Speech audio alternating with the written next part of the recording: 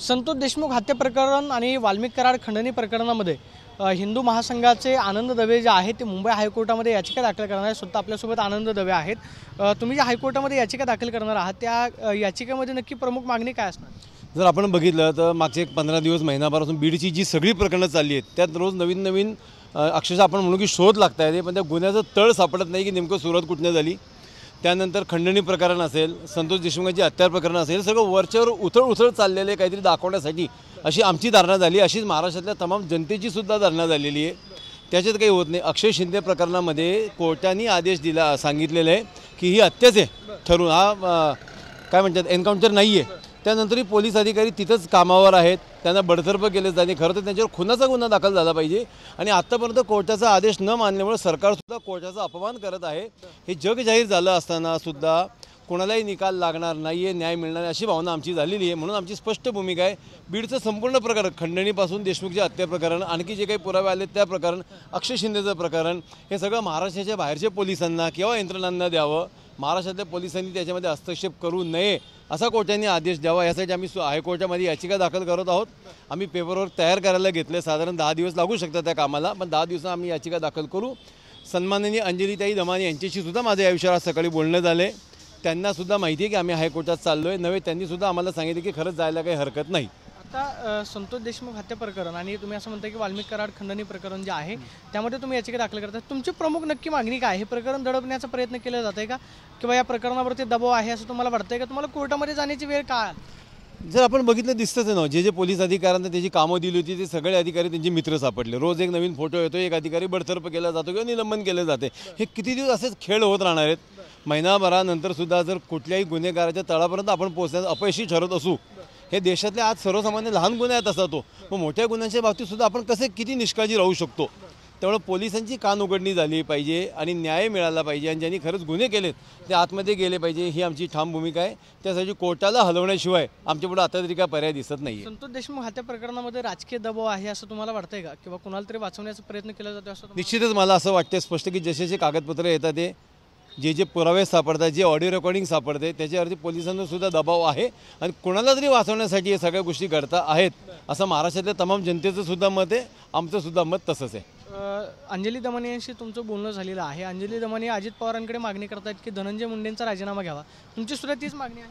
निश्चित असेल, खरं तर धनंजय मुंडेंनी स्वतःहूनच द्यायला पाहिजे नैतिक जबाबदारी स्वीकारून, अगदी काही दिवसांपुरतं जोपर्यंत निकाल लागत नाही तोपर्यंत। तसा मागं अजितदादांनी दिला होता, आपल्याला आठवत असेल एका प्रकरणामध्ये।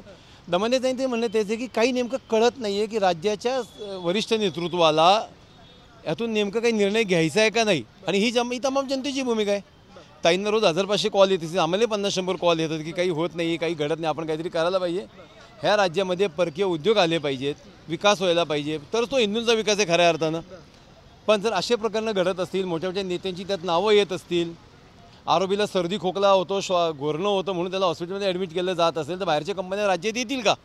हा सुद्धा मोठा प्रश्न आहे। म्हणजे याचा निर्णय मुख्यमंत्री देवेंद्र फडणवीसांनी घ्यावा असं तुम्हाला म्हणायचं? आमचं म्हणणं ज्यांच्या हातात निर्णय घेण्याची ताकद आहे त्यांनी घ्यावा। देवेंद्रजींपर्यंत जाण्याची धनंजय मुंडेंनी वाट बघू नये, मुंडेंनी तिथपर्यंत जाण्याची वाट अजितदादांनी बघू नये, सर्वांनी मिळून तो निर्णय घ्यावा।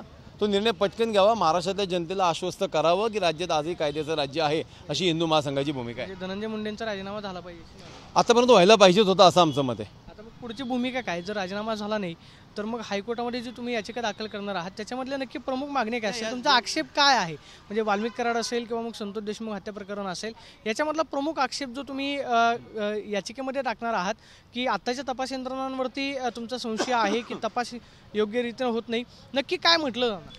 ह्या सगळ्या गोष्टीचा आज वकिलांशी माझी प्राथमिक चर्चा झालेली आहे आमच्या टीमची। आम्ही सर्व कागदपत्र गोळा केलेली आहेत, काही कागदपत्र येत आहेत, त्यांचं आमच्या वकिलांकडून ड्राफ्टिंगचं काम सुरू आहे। 8 ते 10 दिवसामध्ये ड्राफ्ट पूर्ण तयार होईल, तोपर्यंत आणखी सुद्धा काही गोष्टी घडण्याची शक्यता नाकारता येत नाही। हे सगळ्या घडल्यानंतर एक फायनल ड्राफ्ट तयार झाला की प्रमुख मुद्दा काय असणार आहे? तुमचा तपास यंत्रणेवरती विश्वास नाही? पोलीस यंत्रणांवर आमचा विश्वास नाही आहे। इथं सगळे त्यांना कुठेतरी वेगळी मार्ग काढला जातो का खऱ्या गुन्हेगारांना वाचवण्यासाठी, अशी आमची एकंदरीत धारणा झालेली आहे। पोलिसांवर दबाव असेल किंवा राजकीय कार्यकर्त्यांची इच्छा नसेल, कुठेतरी मार्ग लवकर निघाला पाहिजे अशी हिंदू महासंघाची भूमिका आहे. आता आपण पाहतोय की संतोष देशमुख हत्या प्रकरण आणि वाल्मिक कराडचं जे खंडणी प्रकरण आहे या प्रकरणावरती खरं तर पोलिसांवरती आमचा विश्वास जो आहे तो नाही. त्यामुळे पोलीस या माध्यमातून कोणाला तरी वाचवण्याचा प्रयत्न करतायत का हा संशय आम्हाला आहे. त्यामुळे आम्ही मुंबई हायकोर्टामध्ये याचिका जी आहे ती दाखल करतो आणि ही प्रकरणं जी आहे ते राज्याच्या बाहेर चालवावी अशी हायकोर्टाची खरं तर या याचिकेच्या माध्यमातून मागणी जी आहे त्या हायकोर्टाकडे केली जाणार आहे. कॅमेरा पर्सन अभिजित पिसेसह प्रदीप कापसे, TV9 मराठी, पुणे.